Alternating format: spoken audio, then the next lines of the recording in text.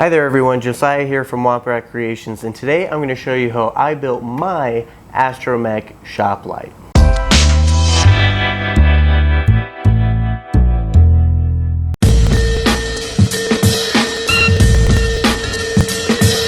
Alright guys, so I'm going to confess, I at first had no idea what I was going to build for this week. I was at a total loss. I spent a couple hours here in the shop trying to think of what to build, and I could not think of anything. So I went to the store and I said, I'm just going to look for shapes that I can use for something. And then I found this.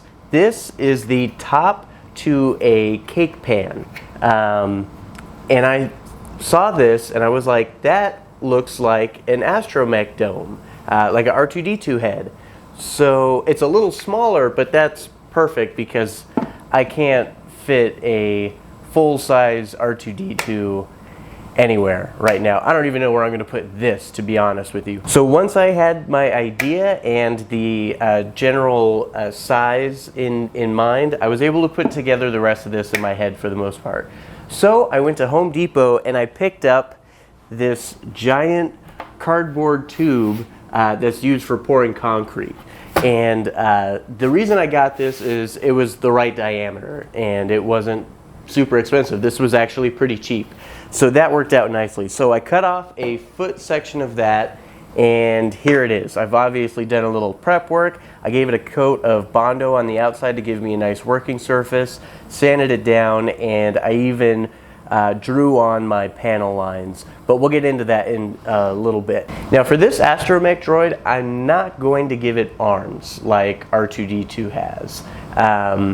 You know, the arms that allow him to kind of lean back and then move forward. Mine isn't going to have that. Mine, I wanted to be a floating droid, so I wanted it to have like almost like a jet engine coming out of the bottom of it. So I found this also at Home Depot. It is meant for ductwork, but I thought this was a perfect shape for that. And this will be able to fit into the bigger opening in the top of this.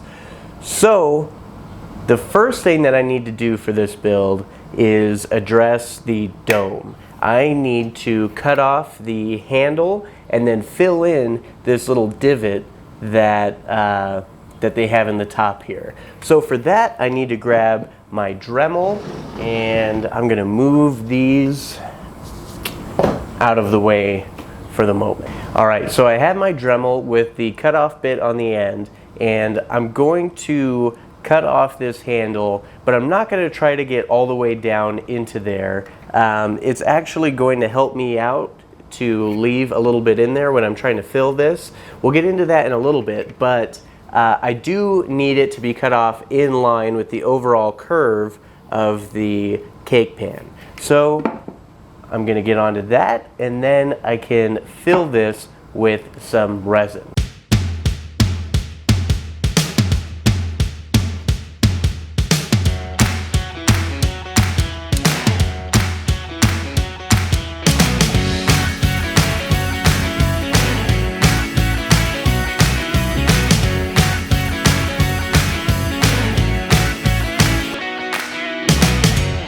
So now that my knob is gone, I need to fill this little indentation in the dome. So the way I'm going to do that is with some casting resin, because that's what I have on hand. I'm not going to fill this whole thing with Bondo. That wouldn't work out very well. But before I can fill it, I need to give it a little more something to hold on to, because this is a really smooth plastic and I'm afraid that the resin won't attach enough. I don't want it to come out later, which is part of the reason why I left part of the knob in there. That way that can kind of help hold it in there. But I'm also going to hit it with some really rough 60 grit sandpaper just to give it a little more teeth for the resin to hold on to. So it doesn't need to be particularly pretty. I just want to rough up the surface a little bit to give it something to hold on to. There we go. Pretty quick. And for this, I'm going to use some Smoothcast 300.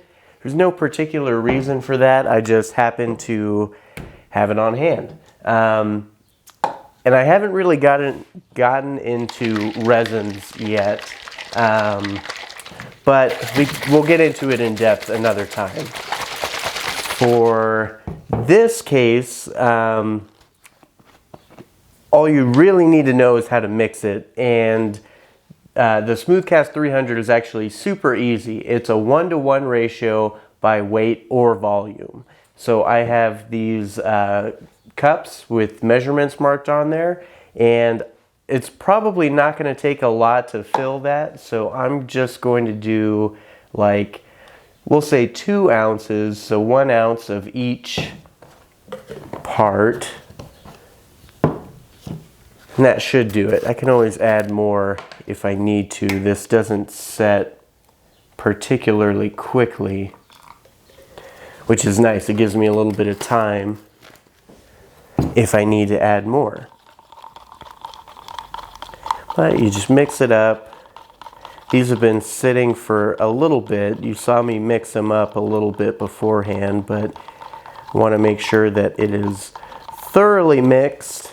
And then I can just pour it in there. I'm going to be careful to try not to get any overflow.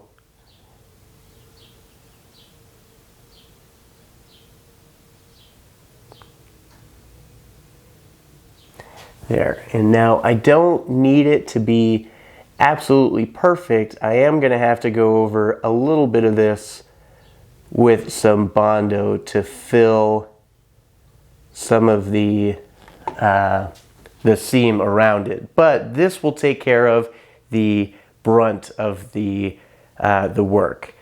So, and it looks like that is pretty good, actually. And so now that this is setting, I can move on to the body of my droid and scribing in my panel lines. All right, so you guys might be wondering, how do you scribe panel lines on a curved surface? Well, I was wondering that too. I had never had to do that before. I tried to come up with a couple solutions in my head, and none of them really worked out. So I consulted the great and powerful Google, because Google has the answers to everything.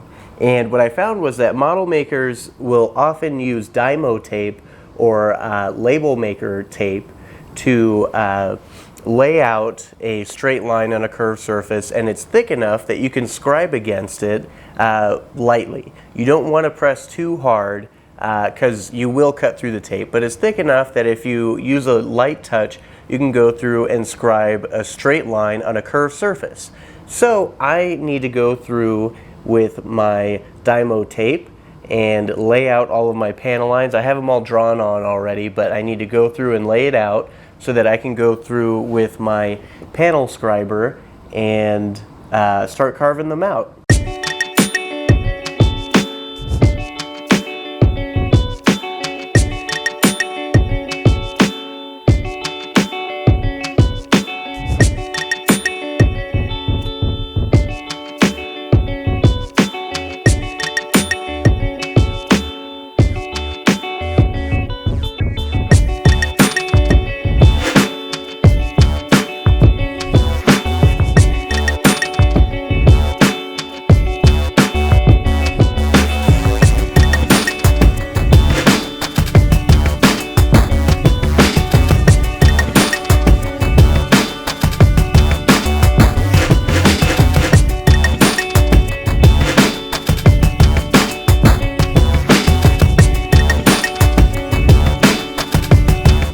So I have all of my panel lines outlined with tape, and now I need to bring the dome up to speed with this so that I can scribe all of the panel lines at once.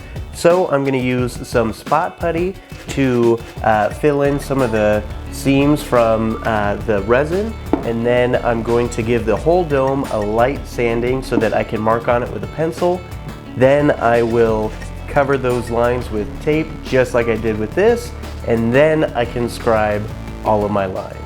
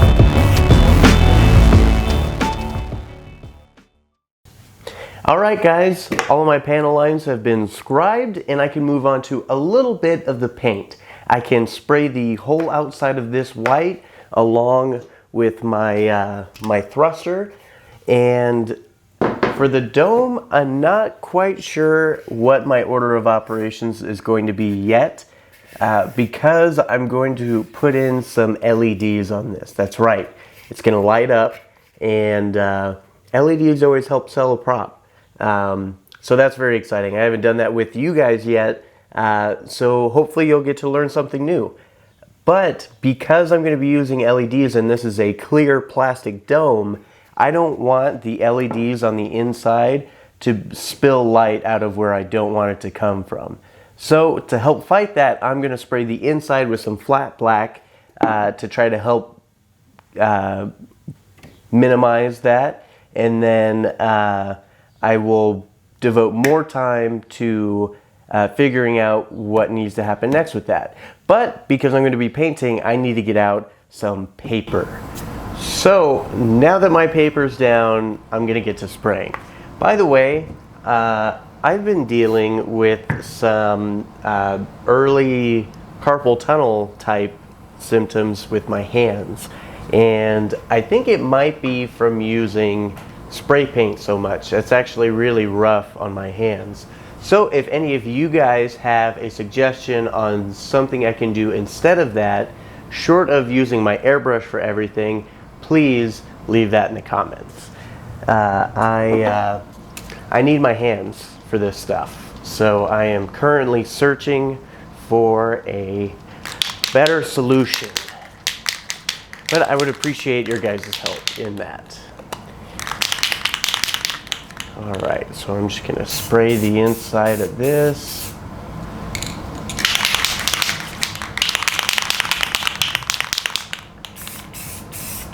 There we go.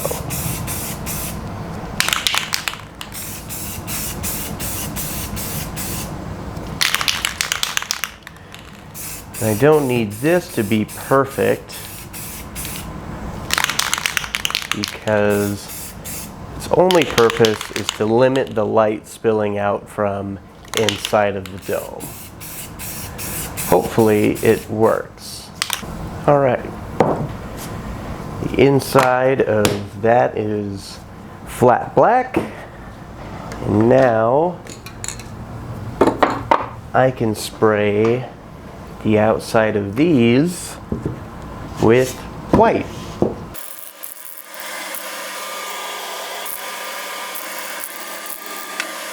Alright, so my paint on the inside of the dome is dry, and I figured out my order of operations for this. I laid out where my LEDs are going to be on the dome. I need to drill the holes for the LEDs, and then I'm going to paint the outside.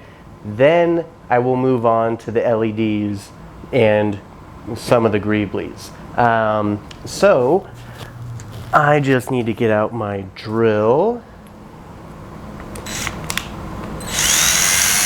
and drill out some holes. I'm doing this now just in case something terrible happens. I don't want to screw up the finish on the outside, so I'm going to drill them, and then I'm going to paint the dome. I'm going to start with a layer of glossy black, because we all know that black makes the perfect undercoat for metallic paint. Then I'll go over it with some chrome. But first I need to get these knocked out.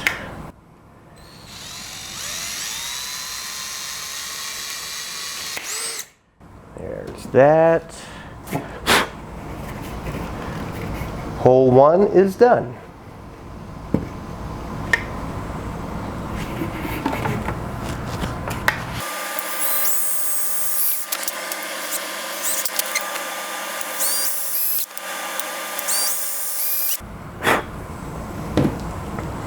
All right, my 4 holes are drilled and I can get on to paint.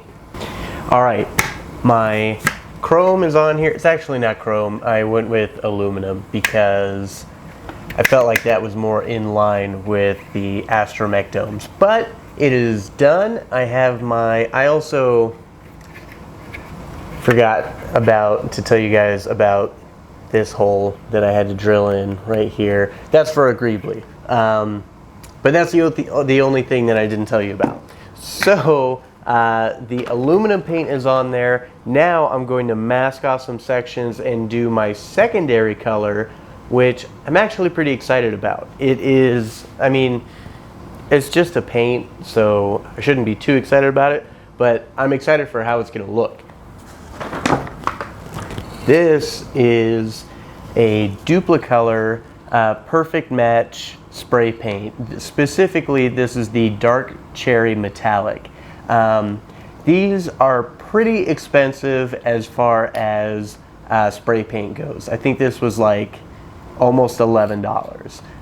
But the colors that you get out of these are pretty amazing. They're another brand whose metallic paints are really easy to use and give a really great finish. So I need to mask off these sections on this that are going to get that, and while I'm at it, I might as well mask off the sections on the body that are going to be getting this, so I can spray it down all at once.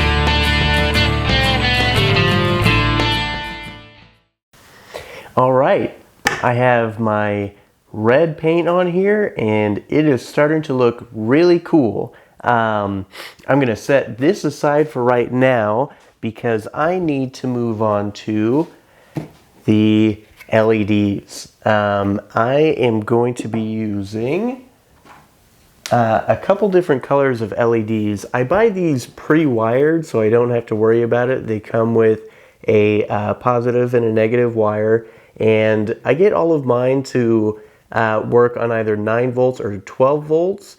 This is just so that I can either use a 9-volt battery or I can wire it to a wall plug-in for 12 volts. So for this, I'm going to be using the 9-volt option because I don't want to have to plug this into a wall. I want it to be kind of self-sustaining. Now, I am not an electrician, so definitely don't take my advice on any of this. Please be careful if you start working with electrical components. I'm going to be wiring my LEDs in a series circuit. You can either do it in a parallel circuit or a series circuit. The series allows my power supply to give the same amount of power to each one of the LEDs. So each one of these will turn on with 9 volts of energy. Because I'm going to be using one 9-volt battery, I need that battery to send 9 volts to each one of these LEDs. So the way that you do that is you attach all of the positive wires for your LEDs to each other, and you connect all of the negative wires to your LEDs to each other. Then you can connect that to your power supply. This is a real basic explanation of this. I highly recommend, if you want to do this by yourself and you're not familiar with working with components like these, please do some more research. That is a real bare bones explanation. I don't want anyone hurting themselves. But that being said, I'm going to dive right in.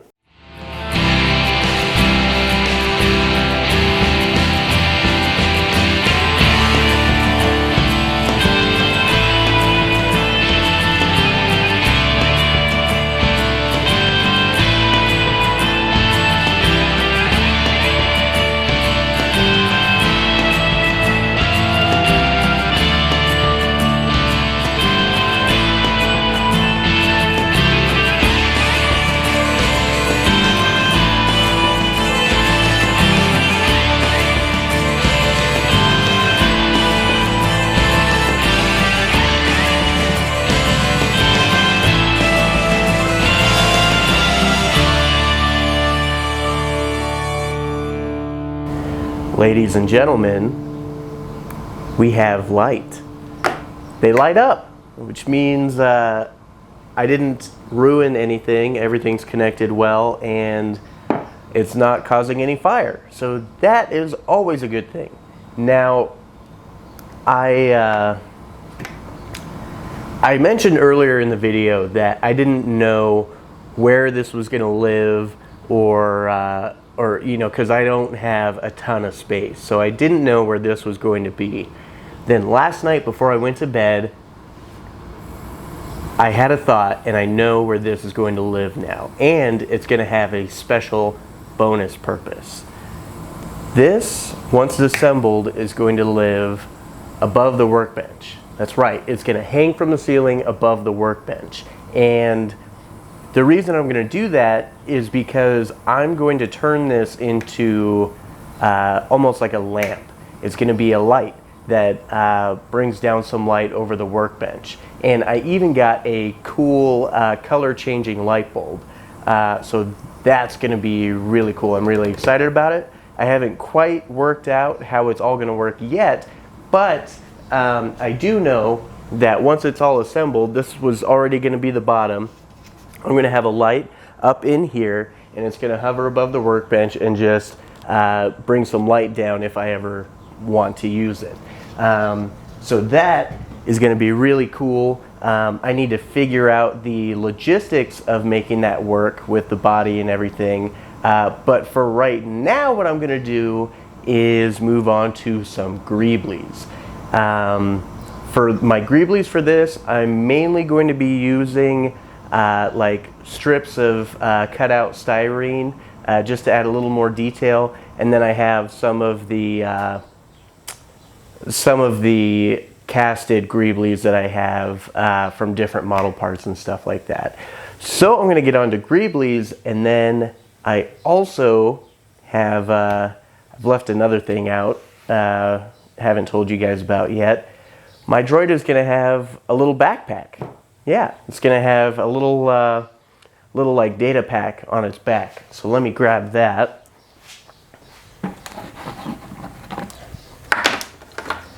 So this is a it had some inserts in it, but I took those out. But this is a Tupperware for cupcakes. It's supposed to hold like 2 layers of cupcakes or something like that. But I thought it was a cool shape, and it'll be able to sit on the back of my droid and be like a little backpack. I can open up the top and you know, drop the battery pack in there so I can easily get to it, but it's kind of hidden. yeah, so I need to dress this up with greeblies as well, and then I can paint the thing. But yeah, it's all starting to come together, and while I'm working on the greeblies, I'm going to try to figure out how I'm going to do the lamp for the workbench.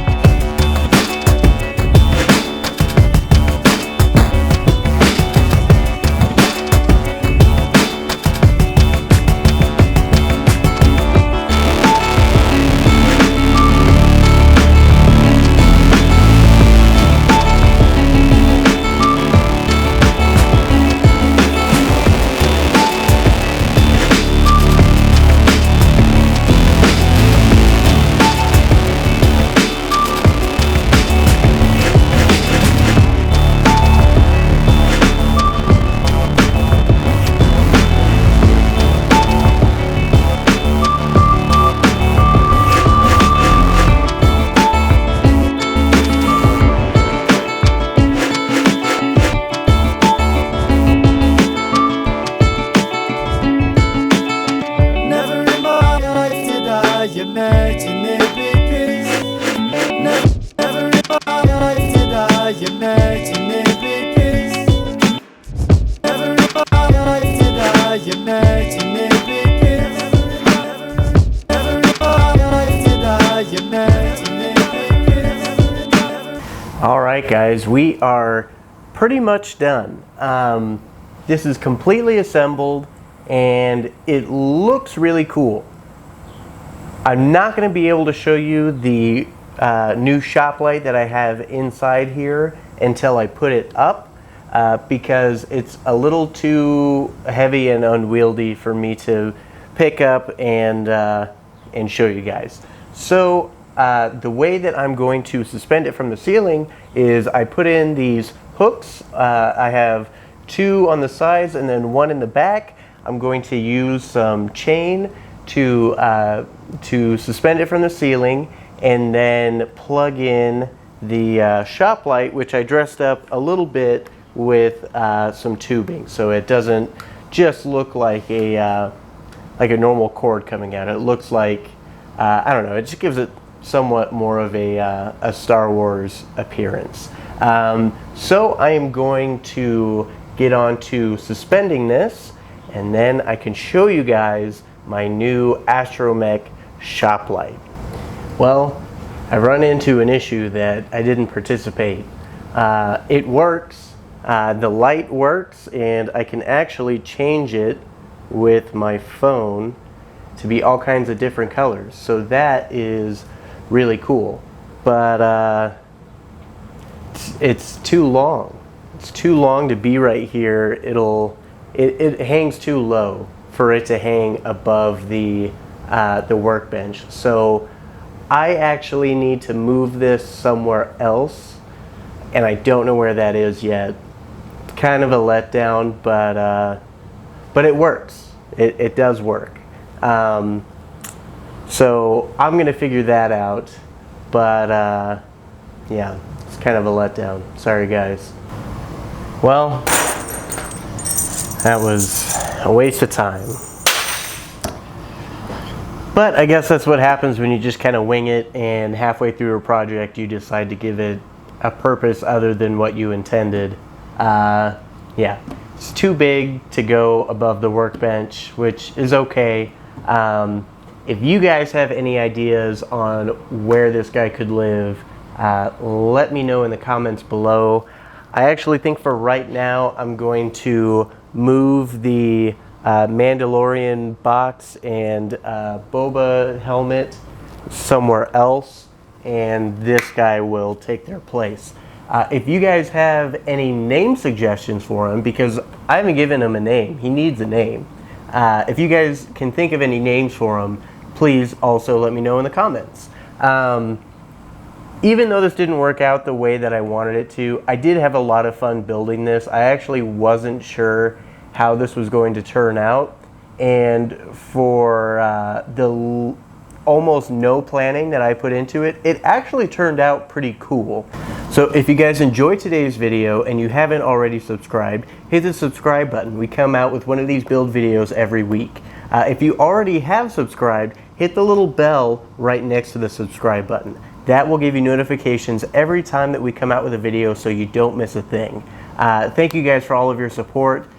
Speaking of support, please check out our Patreon page. I will have a link down in the description. That is the best way to help support the channel with as little as $1, and it also allows me to give you guys some cool stuff in return. You can also follow us on social media. We're on Facebook and Instagram to stay up to date on what's going on in the shop, and you can also check us out at wompratcreations.com. Link in the description. We have some cool stuff there for you too.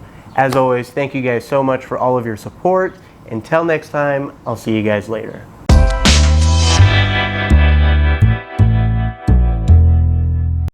The first thing that I'm going to do is spray the inside of the dome with some flat black paint. Why am I, no. I just ate and it's just gonna be able to put some light down. I got a really cool light bulb that changes colors and stuff like that, so I'm pretty excited about that. I burped. In line with the overall curve of the pan itself. So I'm going to